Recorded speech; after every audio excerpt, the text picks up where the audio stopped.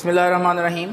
First year biology में बेटा last day हमने चैप्टर नंबर 3 एंजाइम्स को डिस्कस करना स्टार्ट किया।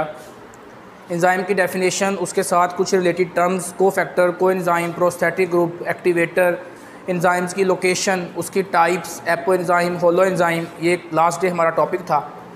आज हम बेटा इस चैप्टर में नेक्स्ट डिस्कस करेंगे करैक्टरिस्टिक्स ऑफ एंजाइम्स, एंजाइम्स की एक्टिव और इनएक्टिव फॉर्म क्या है, वो क्यों एक्टिव और इनएक्टिव फॉर्म में कन्वर्ट होते हैं, एंजाइम्स के काम करने का तरीकाकार यानी कि मैकेनिज़्म क्या है जिसे हम कैटालाइसिस प्रोसेस कहते हैं, यानी enzyme as a catalyst work कैसे करते हैं। ये हमारे आज के पॉइंट्स हैं। सबसे पहले बेटा हम एंजाइम के करैक्टर्स देखते हैं। शॉर्ट क्वेश्चंस के लिए बहुत इंपॉर्टेंट हैं क्योंकि इस चैप्टर से कोई लॉन्ग क्वेश्चन नहीं है कि एंजाइम के बेसिक करैक्टर्स कौन कौन से हैं। एंजाइम्स बायोकेमिकल कैटालिस्ट्स हैं, यानी एंजाइम्स लिविंग थिंग्स के वो केमिकल्स हैं जो कैटालिस्ट के तौर पर काम करते हैं, रिएक्शंस को फास्ट करते हैं लेकिन ख़ुद उसमें हिस्सा नहीं लेते, और उनके कुछ इंपॉर्टेंट करैक्टर्स हम नीचे डिस्कस करेंगे। सारे के सारे एंजाइम्स नेचर में प्रोटीन्स हैं और ग्लोबुलर प्रोटीन्स हैं। ये हमने बहुत सारे करैक्टर्स इनमें से कल भी साथ साथ डिस्कस किए। ग्लोबुलर प्रोटीन्स होती हैं जो राउंड स्फीयर फॉर्म में होती हैं, ग्लोब की फॉर्म में। दूसरी प्रोटीन्स फाइबर्स की फॉर्म में होती हैं। तो एंजाइम्स सारे के सारे नेचर में प्रोटीन्स हैं और ग्लोबुलर प्रोटीन्स हैं। एंजाइम्स रिएक्शन के रेट को इंक्रीज़ करते हैं लेकिन ख़ुद अपने आप को उसमें इस्तेमाल नहीं करते, अपने आप को 100% इंश्योर वापस कर लेते हैं। थर्ड कैरेक्टरिस्टिक्स ये है कि एंजाइम के प्रेजेंट होने से बनने वाली प्रोडक्ट्स की नेचर पर या उसकी प्रॉपर्टीज़ पर कोई फ़र्क नहीं पड़ता। हम ये नहीं कह सकते कि एंजाइम के आने से या कैटालिस्ट के आने से प्रॉपर्टीज़ पर या नेचर ऑफ द प्रोडक्ट पर कोई फ़र्क पड़ेगा, नेवर। एंजाइम्स की थोड़ी सी अमाउंट रिएक्शन को एक्सेलरेट करती है। पूरे का पूरा एंजाइम रिएक्शन में हिस्सा नहीं लेता, उसकी थोड़ी सी अमाउंट, उसकी बॉडी का थोड़ा सा हिस्सा जिसे हम एक्टिव साइट कहते हैं, वो रिएक्शन को स्टार्ट कर देती है। एंजाइम्स अपने अपने एक्शन में स्पेसिफिक होते हैं। सिंगल एंजाइम सिंगल रिएक्शन में हिस्सा लेता है या उससे मिलते जुलते रिएक्शंस में हिस्सा लेता है। हर एंजाइम हर रिएक्शन को कैटालाइज नहीं कर सकता और हर रिएक्शन हर एंजाइम के ज़रिए प्रोसेस नहीं हो सकता। एंजाइम्स अपनी कंडीशंस के लिहाज से बहुत ज़्यादा सेंसिटिव होते हैं। अगर थोड़ी सी भी चेंज आ जाए एंजाइम्स की सराउंडिंग्स में, एंजाइम्स की कंडीशंस में, तो वो डिस्ट्रॉय हो जाते हैं। पीएच में चेंज आ जाए, एसिडिटी और बेसिसिटी में, टेम्परेचर में चेंज आ जाए, या सबस्ट्रेट की कॉन्सेंट्रेशन बदल जाए जिसने रिएक्शन करना है, उन रिएक्टेंट्स की वैल्यूज़ बदल जाएँ, तो एंजाइम्स की वर्किंग पर इफ़ेक्ट हो सकता है। एंजाइम्स को काम करने के लिए को फैक्टर की ज़रूरत होती है जो कि एक नॉन प्रोटीन पार्ट होता है, उसे को फैक्टर कहा जाता है। एंजाइम्स एक्टिवेशन एनर्जी की डिमांड को लो कर देते हैं। Activation energy is that minimum amount of energy which is required to start a chemical reaction. तो जब तक वो एनर्जी पूरी नहीं होती तब तक रिएक्शन नहीं होता। लिहाजा एंजाइम्स रिएक्शन की उस डिमांड को कम कर देते हैं जिससे रिएक्शन स्टार्ट हो सकता है। एंजाइम्स मेटाबॉलिज्म करने के लिए बहुत नेसेसरी हैं। अगर एंजाइम्स प्रेजेंट नहीं होंगे तो metabolism millions and billions time slow हो जाएगा और लाइफ सीज हो जाएगी, स्टॉप हो जाएगी। नेक्स्ट बेटा एक बहुत इंपॉर्टेंट शॉर्ट क्वेश्चन है कि एंजाइम अपनी एक्टिव और इनएक्टिव फॉर्म में क्यों रिलीज़ होते हैं। एंजाइम्स की बेटा दो ही फॉर्म्स हो सकती हैं, या तो वो एक्टिव होगा या फिर इनएक्टिव होगा। कुछ एंजाइम्स ऐसे हैं जो इतने डेंजरस हैं कि अगर वो एक्टिव फॉर्म में रिलीज़ होंगे तो वो सेल्स को और बॉडीज़ को डैमेज कर देंगे। जिस चीज़ पर उन्हें एक्शन लेना होगा वहाँ तो लेंगे ही, लेकिन साथ में सराउंडिंग सेल्स को, नॉर्मल सेल्स को और बॉडीज़ को डैमेज कर देंगे। जिसकी एग्जांपल पेप्सिन एंजाइम है। पेप्सिन प्रोटीन्स डाइजेस्ट करने वाला एंजाइम है। अब हमारी बॉडी प्रोटीन्स की बनी हुई है, गोश्त सारा प्रोटीन है, तो हमारे फूड की प्रोटीन्स के साथ साथ वो हमारे स्टमक की और हमारे सेल्स की प्रोटीन्स को भी डिस्ट्रॉय और डैमेज कर सकता है। लिहाजा नेचर ने इसको इसकी इनएक्टिव फॉर्म पेप्सिनोजिन की फॉर्म में प्रोड्यूस करवाया। ये सिर्फ तब एक्टिव होता है जब इसकी ज़रूरत होती है और वहाँ एक्टिव होता है जहाँ इसकी ज़रूरत होती है। ये हमारे स्टमक में या हमारे डाइजेस्टिव सिस्टम के ट्रैक्ट में, उसके रास्ते में, मेनली स्टमक में प्रोटीन्स को डाइजेस्ट करता है, इसलिए ये सिर्फ वहाँ पर एक्टिव होता है और फिर फूड की प्रोटीन्स की ब्रेकडाउन करता है और हमारी बॉडी सेल्स को डैमेज नहीं करता। तो ये बेटा एंजाइम की कुछ प्रॉपर्टीज़ और उसकी फॉर्मेशन थी। नेक्स्ट जो है वो हम एंजाइम्स का मैकेनिज़्म डिस्कस करेंगे जिसका नाम कैटालाइसिस है। ये भी शॉर्ट्स के लिए इंपॉर्टेंट है क्योंकि लॉन्ग क्वेश्चन इंक्लूड नहीं है। एंजाइम के काम करने का जो तरीकाकार है उसे कैटालाइसिस कहा जाता है, यानी कि कैटालिस्ट की वर्किंग कैटालाइसिस कहलाती है। लिहाजा जो कैटालिस्ट की वर्किंग है वो कैटालाइसिस कहलाती है। एंजाइम के काम करने का जो तरीक़ाकार है, जो मेथड है, that is called as catalysis.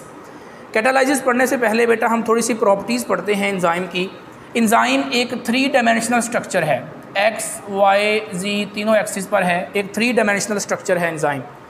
Enzymes nature में प्रोटीन्स हैं और ग्लोबुलर प्रोटीन्स हैं, फाइबर्स की फॉर्म में नहीं है बल्कि राउंडेड फॉर्म में, स्फीयर फॉर्म में, ग्लोब्स की फॉर्म में है।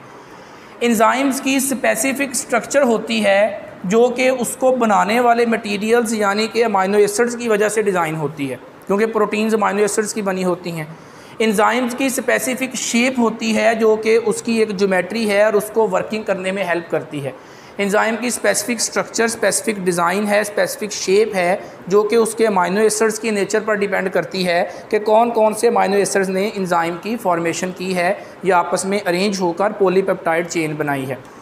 लिहाजा हर एंजाइम की ये प्रॉपर्टी है कि वो अपने साथ एक स्पेसिफिक रिएक्टेंट को, एक स्पेसिफिक सबस्ट्रेट को अटैच कर सकता है। हर एंजाइम हर सबस्ट्रेट को, हर रिएक्टेंट को अपने साथ अटैच हरगिज़ नहीं कर सकता। फिर वो अपने आप के साथ अटैच की हुई सबस्ट्रेट को प्रोडक्ट्स में चेंज करता है, यानी कैटालाइसिस करता है, प्रोडक्ट्स बनाता है।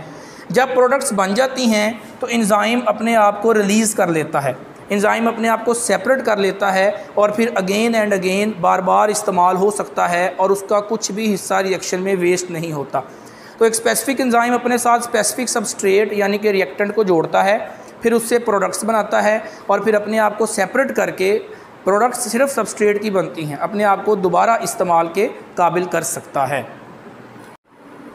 एंजाइम का बेटा जो कैटालाइसिस का प्रोसेस है, जिसके हमने कुछ स्टेप्स पढ़े कि उसके साथ सबस्ट्रेट जुड़ती है, फिर प्रोडक्ट्स बनती हैं, फिर एंजाइम अगेन यूज़ हो सकता है, उसकी बड़ी सिंपल सी इक्वेशन है कि एंजाइम और सबस्ट्रेट आपस में जुड़ते हैं तो एंजाइम सबस्ट्रेट कॉम्प्लेक्स बनता है।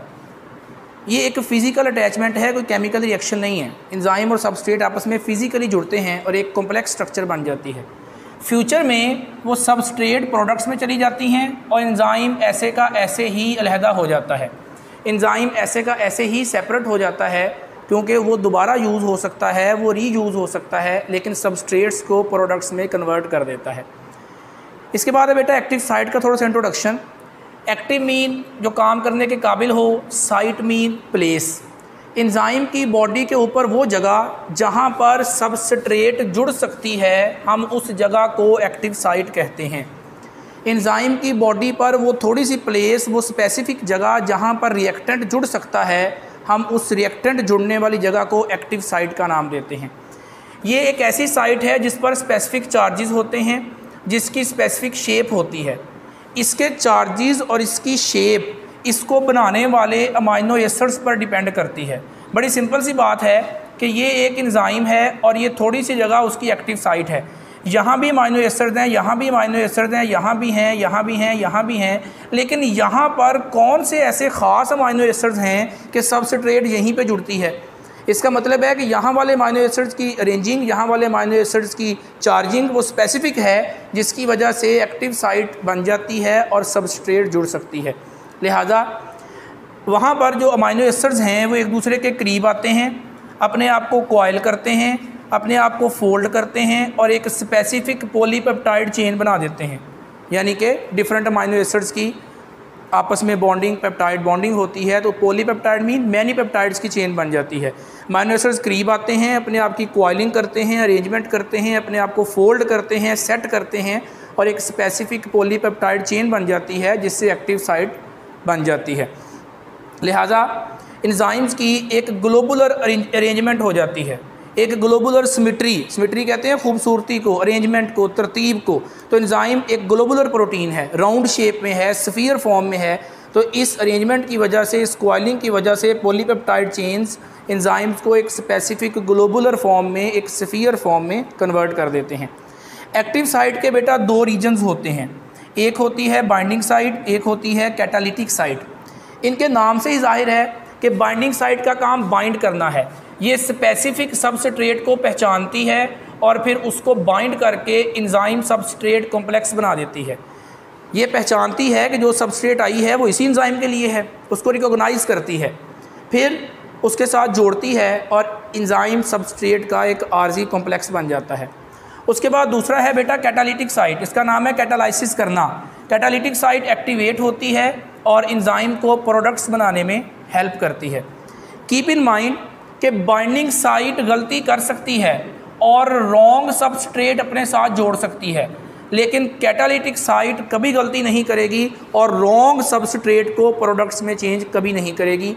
कैटालिटिक साइट सिर्फ उसी सूरत में एक्टिव होगी अगर सही वाली सबस्ट्रेट साथ जुड़ी होगी, तो इट मीन्स कि रॉन्ग सबस्ट्रेट जुड़ तो सकती है लेकिन प्रोडक्ट्स नहीं बना सकती। तो एक्टिव साइट जो है अपनी कैटालिटिक साइट की वजह से प्रोडक्ट्स बनाती है। जब प्रोडक्ट्स बन जाते हैं तो एंजाइम्स प्रोसेस से डिटैच हो जाते हैं, प्रोसेस से सेपरेट हो जाते हैं और अपने आप को दोबारा यूज़ करने के काबिल हो जाते हैं। एंजाइम्स के काम करने के लिए एक्वस इन्वायरमेंट यानी कि वाटर का प्रेजेंट होना ज़रूरी है। हमारी बॉडी का सारा मेटाबॉलिज्म वाटर की प्रेजेंस में होता है। लाइफ वाटर से स्टार्ट हुई, लाइफ एक्वस इन्वायरमेंट से स्टार्ट हुई, इसलिए एक्वस मीडियम के अंदर एंजाइम्स अपनी प्रॉपर फंक्शनिंग कर सकते हैं। एंजाइम की फंक्शनिंग और एक्टिव साइट के साथ सबस्ट्रेट के जुड़ने के लिए दो मॉडल्स एक्सप्लेन किए गए हैं। एक है लॉक एंड की मॉडल और दूसरा है इंड्यूस्ड फिट मॉडल। ये दोनों मॉडल्स डिस्कस करने से पहले हम कुछ बेसिक अदर जो है वो टर्मिनोलॉजीज़ पढ़ते हैं एंजाइम की। ये बेटा डायग्रामेटिक रिप्रेजेंटेशन है एंजाइम की वर्किंग की, कि ये एक एंजाइम है और ये सबस्ट्रेट है छोटा सा मॉलिक्यूल और ये जगह एक्टिव साइट है। बाइंडिंग साइट ने काम शुरू किया और सबस्ट्रेट एक्टिव साइट के साथ जुड़ गई, जिससे एंजाइम सबस्ट्रेट कॉम्प्लेक्स बन गया। कैटालिटिक साइट ने वर्क शुरू किया तो सबस्ट्रेट प्रोडक्ट्स में चेंज हो गई और एंजाइम वैसे का वैसे ही फ्री हो गया और दोबारा इस्तेमाल करने के काबिल हो गया। तो ये बड़ी सिंपल सी रिप्रेजेंटेशन है जो कि एंजाइम की वर्किंग को एक्सप्लेन करती हैं। एक येलो बॉक्स के ऊपर बेटा कुछ एक्सप्लेन किया हुआ है जिसमें दो टर्म्स बहुत इंपॉर्टेंट हैं, फीडबैक इनहिबिशन और प्रीकर्सर एक्टिवेशन। कॉम्प्लेक्स ऑर्गेनिजम्स जिसमें ह्यूमंस भी शामिल हैं, उनकी बॉडीज़ में बहुत सारे रिएक्शंस ऐसे होते हैं जो एक स्टेप में नहीं होते, जो मल्टी स्टेप होते हैं। जैसा कि डाइजेशन एक स्टेप का प्रोसेस नहीं है, फोटोसिंथेसिस एक स्टेप का प्रोसेस नहीं है, रेस्पिरेशन एक स्टेप का प्रोसेस नहीं है। लिहाजा वो प्रोसेसेस जो मल्टी स्टेप हैं, जो ज़्यादा स्टेप्स पर डिपेंड करते हैं, उस प्रोसेस में एंजाइम्स भी ज़्यादा हिस्सा लेते हैं। More than one enzyme involve होता है और वो एक प्रिसाइज ऑर्डर में, एक तरतीब के साथ, एक खूबसूरती के साथ, एक अंडरस्टैंडिंग के साथ जुड़े होते हैं और रिएक्शन को पॉसिबल करते हैं। फॉर एग्जांपल हमारे पास 6 एंजाइम हैं, ABCDEF। एंजाइम A काम स्टार्ट करता है, एंजाइम A उस पर वर्किंग करता है और B को दे देता है, B वर्किंग करता है C को, C वर्किंग करता है D को, D वर्किंग करता है E को और E वर्किंग करता है F को, और F जब वर्किंग करता है तो फिर फाइनल प्रोडक्ट बन जाती है। लिहाजा यहाँ से सबस्ट्रेट ऐड हुई थी और यहाँ पर फाइनल प्रोडक्ट बन गई। एंजाइम A ने जिस चीज़ को प्रोडक्ट बनाया था वो फाइनल प्रोडक्ट नहीं थी, वो B के लिए सबस्ट्रेट थी। B की प्रोडक्ट C के लिए सबस्ट्रेट थी, C की प्रोडक्ट D के लिए सबस्ट्रेट थी, D की प्रोडक्ट E के लिए सबस्ट्रेट थी और E की प्रोडक्ट F के लिए सबस्ट्रेट थी और F की प्रोडक्ट फाइनल प्रोडक्ट थी। लिहाजा जब पहला एंजाइम एक्टिवेट होता है तो वो अपने रिएक्शन में आने वाले अगले सारे एंजाइम्स को टाइम से पहले एक्टिवेट कर देता है। इसे कहते हैं precursor activation. Activation of next enzymes before the time of process is called as precursor activation. जैसा कि हम खाना देखते हैं, खाना देखने से या हमारे मुंह में डालने से हमारे स्टमक के एंजाइम्स एक्टिवेट हो जाते हैं, हालांकि स्टमक तक अभी फूड नहीं पहुंचा। जब लास्ट एंजाइम काम कर रहा होता है तो वो अपने पीछे वाले सारे एंजाइम्स को मैसेज भेजता है कि काम कंप्लीट हो गया है, लिहाजा अब स्टॉप हो जाना चाहिए। इसे कहते हैं फीडबैक इनहिबिशन। इनहिबिट कर देना, स्टॉप कर देना फीडबैक दे के। जिस तरह इसने वक्त से पहले एक्टिवेट कर दिया था, उसने काम कंप्लीट होने के करीब पिछले सारे एंजाइम्स को मैसेज दे दिया, फीडबैक दे दिया कि काम कंप्लीट हो गया है, लिहाजा अब स्टॉप हो जाना चाहिए। तो वो मल्टी स्टेप प्रोसेसेस जो कि एक से ज़्यादा स्टेप्स में कंप्लीट होते हैं, उसके अंदर पहले एंजाइम के एक्टिवेट होने से अगले सारे एंजाइम्स एक्टिवेट हो जाना प्रीकर्सर एक्टिवेशन है, और लास्ट एंजाइम के स्टॉप होने से पिछले एंजाइम्स का स्टॉप हो जाना जो है वो फीडबैक इनहिबिशन है। Thank you.